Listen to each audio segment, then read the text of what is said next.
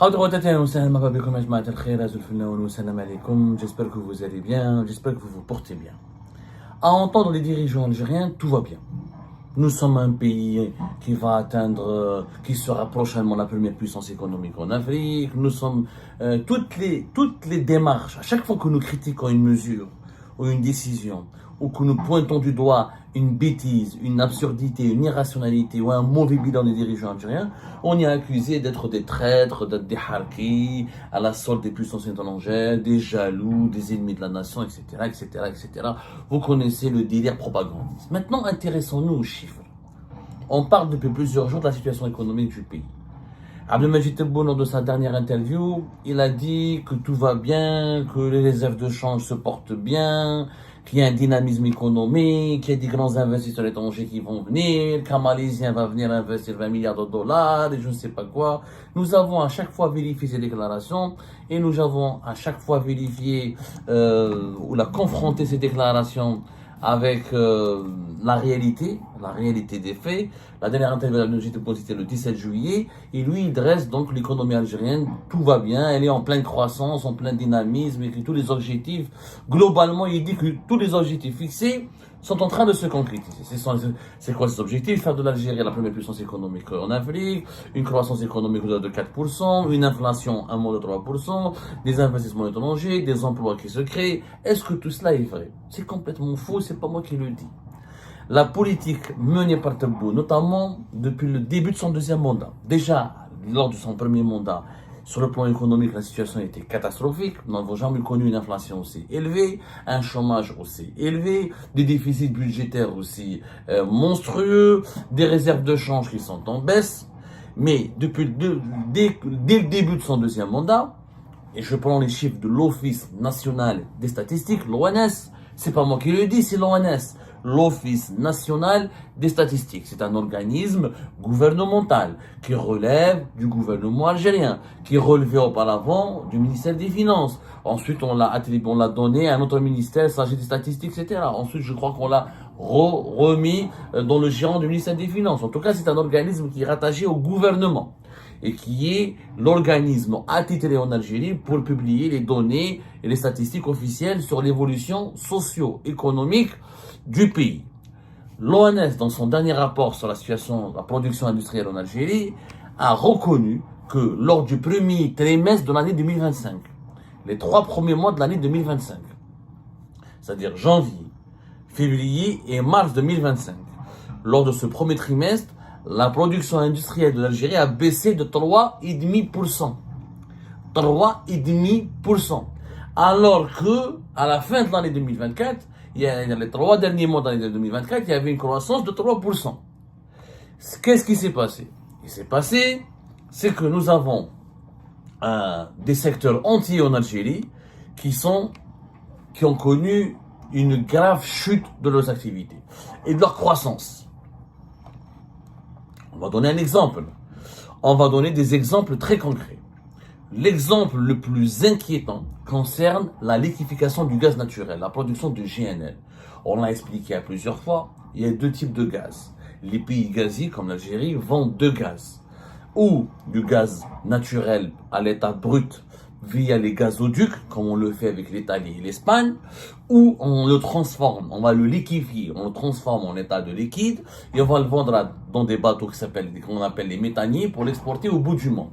Le GNL coûte toujours jusqu'à même en ce moment, pratiquement 3 fois plus cher, entre 2 et 3 fois plus cher que le gaz naturel. Pourquoi? Parce qu'il est transportable plus facilement et on peut le regazifier et l'utiliser pour tous les usages industriels ou domestiques.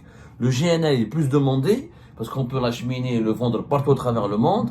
Les prix sont plus élevés parce que c'est pas des contrats à long terme, c'est le marché spot. On peut le vendre au jour comme à la bourse, donc les prix sont plus élevés. Et il est plus élevé aussi parce que c'est plus pratique d'acheter du GNL, parce que si on n'a pas de gazoduc, s'il y a des gazoducs, on ne peut pas les construire partout. Ça coûte des milliards de dollars, c'est des accords de sécurité, de coopération économique, c'est des investissements colossaux.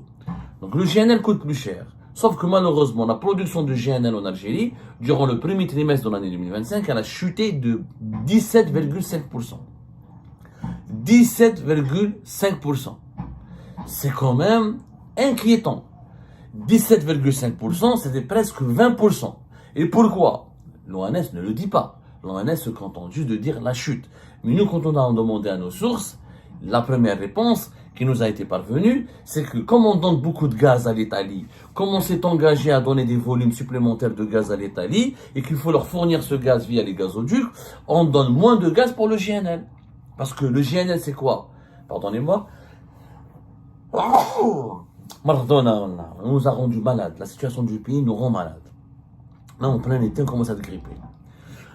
Le gaz naturel qu'on va produire en Algérie, une partie va vers les gazoducs, une partie est censée partir pour la production de l'électricité. 99% de notre gaz et de notre électricité est produite à partir du gaz naturel, et notre partie est destinée pour les 4 unités que nous avons de GNL, qui ne sont pas opérationnelles tout le temps. Il y a au moins pratiquement beaucoup de pannes, beaucoup d'arrêts. Il y a essentiellement 2 unités qui sont fonctionnelles pratiquement tout le temps.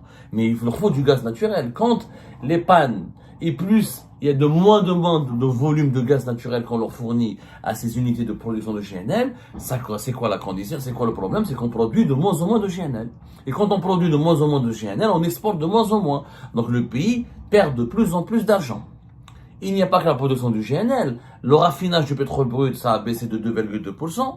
Pourquoi? Parce que on produit moins de pétrole, et la production du pétrole, les réserves commencent à baisser, il n'y a pas eu de nouveaux investissements, de nouvelles opérations d'investissement, ce qui explique que, malheureusement, la production du pétrole, du raffinage, est en train de baisser de 2 à 3%. C'est inquiétant, mais le GNL, c'est encore plus inquiétant, 17,5%, c'est énorme. C'est presque 20%. C'est un secteur qui pourrait nous ramener une dizaine, voire des dizaines de milliards de dollars.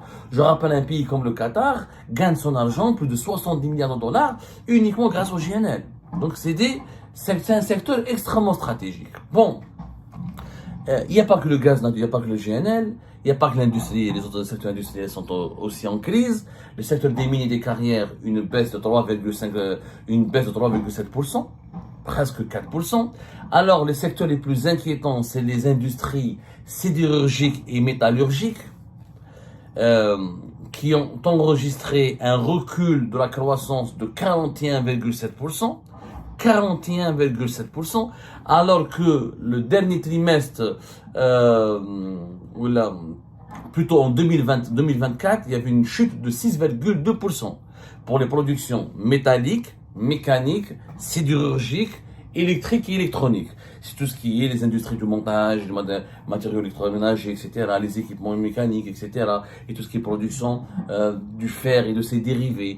Une chute de 41,7%. C'est-à-dire pratiquement de 50%. D'un côté, on nous dit qu'on a fait Raj Billet, que Raj Billet a commencé, qu'avec Raj Billet, on va booster la production nationale, etc. Alors que la production sidérurgique est en train de chuter, comme l'électroménager, comme dans l'industrie mécanique. Ça, c'est une chute extrêmement grave. Le secteur du textile, par exemple, et de l'industrie chimique et de l'agroalimentaire, aussi en chute. Alors, là, l'industrie chimique, une baisse de 11,3%. La même chose. L'industrie chimique, elle a besoin de pétrole et de gaz pour fonctionner. Comme il y a moins de pétrole à produire et moins de gaz à fournir, du coup, l'industrie chimique est impactée. Comme pour le GNL, presque plus de 17%. Pour l'industrie chimique, 11,3%. Pour le raffinage, plus de 2% de baisse. L'agroalimentaire, une baisse de 10%. Alors que c'est l'un des secteurs clés de l'économie algérienne, et le textile, une baisse de presque 5%, 4,9%. C'est quand même inquiétant, Yajma, mais vraiment inquiétant, c'est très inquiétant, mis à part les matériaux de construction avec une croissance de 1,5%, les industries du bois et du cuir avec une croissance de 19,6%, de 13%, tous les autres secteurs industriels sont en baisse. Bon, le bois et les matériaux de construction n'en produit pas beaucoup, et même on n'en exporte pas beaucoup, et c'est ce qui permet au pays de gagner énormément d'argent. Malheureusement, c'est le cas. C'est pas le bois et le cuir, etc., qui vont te ramener beaucoup d'argent dans un pays. Donc, ce sont des baisses gravissimes. On parle d'une baisse de croissance et des chutes de 42%, de 41%, de 18%, etc., de presque de plus de 10%, de plus de 11%, pour des secteurs entiers. Pour des secteurs entiers. Cela signifie quoi? Cela signifie que l'économie, l'industrie algérienne est encore dans un état maladive. Elle est en très mauvais état. L'industrie algérienne, elle est encore malade. Ce qui signifie encore, ce qui est le plus dangereux, c'est que les mesures, la politique économique, les mesures politiques, les mesures restrictives, le contrôle restrictif et autoritaire des importations, donc moins d'équipements pour la production, moins de matières premières pour la production, l'interdiction des, la persécution des entreprises algériennes, le contrôle, l'approche autoritaire qui est adoptée à l'égard des entreprises privées, toujours de nouvelles lois répressives, toujours des nouvelles taxes, toujours des nouvelles mesures de contrôle, toujours des nouvelles autorisations, toujours des lois qui changent et qui sont rectifiées, des lois de plus en plus dures. Le climat d'affaires est mauvais en Algérie, il n'y a pas d'investissement. Pour que la croissance chute, parce que les investissements ne sont pas opérés. Et parce qu'il n'y a pas de retour sur investissement sur les précédents investissements. Les entreprises en Algérie, vous savez, une entreprise, c'est une entité fragile. Très fragile entreprise. Une entreprise, elle peut être ébranlée et déstabilisée facilement. L'économie, elle dépend de 3 paramètres pratiquement. La confiance qui doit régner dans l'environnement des affaires entre les différents acteurs économiques, notamment entre l'État et le marché. La stabilité réglementaire, pas des lois qui changent tout le temps, qui sont corrigées tout le temps. Et la présence des capitaux. Il faudrait qu'il y ait des gens qui investissent. Or, en Algérie, personne n'investit. Pourquoi? Parce que le premier investisseur en Algérie, c'est qui? C'est l'État. L'État algérien, c'est le premier investisseur. Les investisseurs étrangers font défaut. Quand l'État manque d'argent, comme l'État a commencé à manquer d'argent avec la baisse des prix du pétrole, comme l'État il a restreint les budgets, comme l'État il est confronté à des grosses problématiques de déficit budgétaire, comme l'État en Algérie dépense beaucoup plus parce que l'État algérien, c'est quoi ses dépenses économiques? Les dépenses économiques, c'est les budgets des équipements. Dans les lois de finances, il y a 2 types de dépenses de l'État algérien. Il y a le budget des fonctionnements, les salaires, les fonctionnements de l'État, les budgets de l'État, les budgets de fonctionnement des ministères, le budget de l'armée, de la police, des gendarmes, les salaires des fonctionnaires, etc., les transferts sociaux, les subventions sociales, etc. Et puis il y a le budget des équipements. Le budget des équipements en Algérie, c'est quoi? C'est l'équivalent de 21 milliards de dollars. C'est très faible pour un pays de presque 50 millions d'habitants. On est 48 millions d'habitants maintenant. Pour un pays de 48 millions d'habitants, l'État investit dans l'économie uniquement l'équivalent de 21 milliards de dinars. L'équivalent de 21 milliards de dollars. Pour son fonctionnement, regardez la différence. Et vous allez comprendre pourquoi la machine économique en Algérie, elle est grippée. Pour son fonctionnement, regardez l'État algérien combien il dépense. 40 milliards de dollars, le double. C'est-à-dire l'État algérien consacre toute son énergie, toutes ses ressources financières pour ses fonctionnaires, pour son train de vie, pour l'armée, pour les services de sécurité, pour l'État, pour le fonctionnement de l'État, pour le fonctionnement de l'administration, pour la bureaucratie, pour les services de sécurité, pour le contrôle, la répression, etc. Mais l'économie, elle est complètement négligée. Comme on n'a pas d'investisseurs étrangers, et comme l'investissement privé en Algérie, il est brimé. Il n'y a pas de confiance, les gens n'investissent pas. Les capitaux n'arsinent, les banques ne donnent pas de crédit comme le prétendent les autorités. Les entreprises privées sont réprimées, contrôlées, redressées. Tu peux pas importer comme tu veux, tu peux pas produire comme tu veux, tu peux pas commercialiser comme tu veux. Le chômage augmente, la monnaie, la valeur du dinar chute. C'est pour ça qu'elle a chuté dans le marché informel par rapport aux devises. Donc, il n'y a pas d'investissement. Donc, quand il n'y a pas d'investissement, il y a une chute de la croissance. Et ça prouve que l'État n'investit pas et les réserves de change sont impactées, puisque quand on produit moins de gaz et moins de pétrole, on commercialise moins de gaz et moins de pétrole, on exporte moins de gaz et moins de pétrole, et comme les exportations hors hydrocarbures sont encore faibles parce que la production industrielle elle est faible, on gagne moins d'argent. Donc c'est la politique menée actuellement par Abdelmadjid Tebboune et son staff, elle est désastreuse. Et on ne cesse pas de leur dire, c'est pas vrai, le pays ne se porte pas bien. Les chiffres sont là. C'est pas moi qui le dis, c'est l'ONS, c'est pas moi qui le dis. Quand la production du GNL baisse en un seul trimestre de plus de 17%, c'est inquiétant. Quand les industries sidérurgiques, mécaniques et électroniques, qui sont le cœur battant d'une activité industrielle d'un pays, chutent, leur croissance chute de 42%, c'est énorme. Quand leur production chute, parce que c'est quoi la croissance? C'est la croissance de la production. En volume et en valeur. En volume et en valeur, elle a chuté de 42%. C'est quand même inquiétant. Et c'est quand des secteurs qui ont toujours été prospères en Algérie, comme l'agroalimentaire en Algérie a toujours été prospère. Les industries agroalimentaires ont toujours, quand même l'agroalimentaire, elle chute de plus de 10%, les industries chimiques, plus de 11%, c'est quand même inquiétant. Donc, il n'y a pas d'investissement. L'État investit de moins en moins. Il y a un manque d'argent en Algérie, il est clair. L'État ne peut plus, à savoir, entretenir son train de vie, assurer son rythme de dépenses publiques et s'occuper et investir en économie. Les investissements étrangers ne viennent pas. Il n'y a pas d'investisseurs, donc il n'y a pas beaucoup de capitaux. Les secteurs privés, les brimés et les réprimés, donc il y a un manque de confiance. Le privé n'investit pas. Il essaie de garder son argent ou de changer, ou d'économiser, ou de faire des économies en devises, ou de partir à l'étranger, ou juste d'assurer le strict minimum pour vivre. Donc, il n'y a pas de croissance. Parce que l'investissement manque, la confiance manque, il n'y a pas de stabilité réglementaire. Et je redois Kamel Zek, il te bloque toute l'économie d'un pays. On va dire, vont débloquer, on va dire, vont rebloquer, on va des contrôles, on va des persécutions, on va le président dit quelque chose, le gouvernement dit autre chose, les annonces ne sont pas concrétisées, on met plusieurs mois pour appliquer une annonce qui a été faite et de cela une année. C'est comme quand on ne peut pas développer un pays dans ces conditions.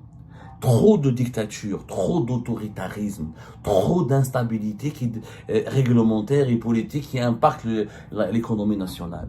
À un moment donné, il faut la gérer, ça doit s'assouplir. L'économie a besoin de souplesse. L'économie, elle a besoin d'un seuil de liberté qui est appréciable, qui est élevé. L'économie a besoin d'une libre circulation des capitaux. L'économie a besoin de confiance, de rétablir la confiance entre les consommateurs, les entreprises, entre les investisseurs et l'État. L'économie, elle a besoin d'une monnaie stable. Elle n'a pas besoin d'une monnaie qui dégringole tout le temps. Il y a le marché informel, 1,260 €, 1,250 dinars, 1,265 €. C'est pas possible. L'économie, elle n'a pas besoin de trop de... C'est pas une gestion sécuritaire. L'économie, c'est pas un parti politique. Tu le gères, les associations, traquer les entreprises, les surveiller, les contrôler, à les impôts, à les douanes, à la justice, à les services de sécurité. Cette approche dictatoriale, autoritaire, sécuritaire est en train de ruiner notre économie nationale. Et les chiffres sont là. Tout le reste, les paroles, les annonces, les promesses, n'engagent que celles et ceux qui y croient. Et celles et ceux qui les déclarent. La réalité de l'économie, c'est les chiffres, c'est les bilans. Combien tu as gagné, combien tu as créé de richesse, combien tu as généré comme valeur ajoutée, quels sont les investissements qui ont été faits, quel est le retour sur investissement. On ne peut pas mentir. On ne peut pas gouverner un pays par le mensonge, ni par l'autoritarisme excessif. Un pays a besoin, même si c'est pas, même quand il n'y a pas une démocratie politique, il faut qu'il y ait une démocratie économique. Ça veut dire qu'il faut qu'il y ait des entreprises qui respirent, qui peuvent entreprendre, qui ont une marge de manœuvre, qui ont un environnement qui leur est favorable, un environnement libéral, pas un environnement dictatorial. L'entreprise, elle est diabolisée, considérée comme, les patrons privés sont considérés comme des voyous, les étrangers comme des espions. On ne peut pas évoluer dans ce genre de conditions, on ne peut pas bâtir un pays dans ce genre de conditions, on ne peut pas développer un pays dans ce genre de circonstances.